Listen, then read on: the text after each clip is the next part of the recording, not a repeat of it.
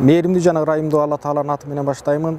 Сүйүктүү пайгамбарыбыз Мухаммед саллаллаху алейхи ва саллям өзгөчө бир сыпатка ээ болгон пайгамбар эле, жүрөгү мээримге толгон. Күндөрдүн биринде пайгамбарыбыз ооруп жаткан баланы көрөт дагы ошол жерде ыйлайт.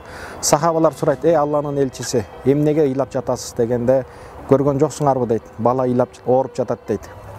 Анан ошол жерде пайгамбарыбыз сахабаларга кайрылып: "Алла Таала бул жүрөктү, мээримдүүлүктү бир гана өзү сүйгөн кулдарга гана ыроолойт" деген.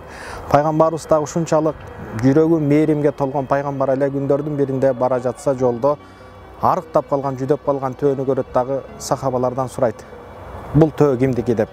Пайгамбарыбыз барып төөнү сылап, ээси келгенден кийин ээсин айтат: "Бул төөнү жакшыраак карасаң болбойбу? Байкуш арыктап ооруп жүдөп калыптыр" дейт.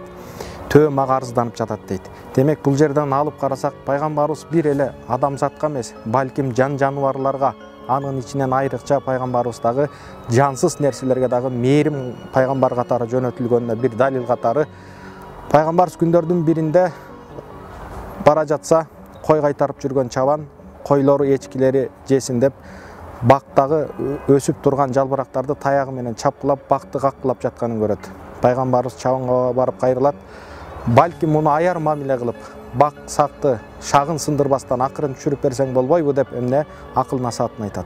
Демек бул жерде дагы алына турган нерсе, пайгамбарыбыз жаратылышка дагы мээримдүүлүк менен аяр мамиле кылууну үйрөтүп кеткен. Андыктан мусулман бир туугандар, келиңиздер, Кыргызстан жерибиз бейиштин төрү деп айтылгандай эле өзүбүздүн ушундай кооз болгон жерибизге аяр мамиле кылып, ушундай Кудай Таала берген, Алла Таалам берген жаратылышка аманатка бекем болуп сактаганга аракет кылалы. Ассаламу алейкум ва рахматуллахи ва баракатух.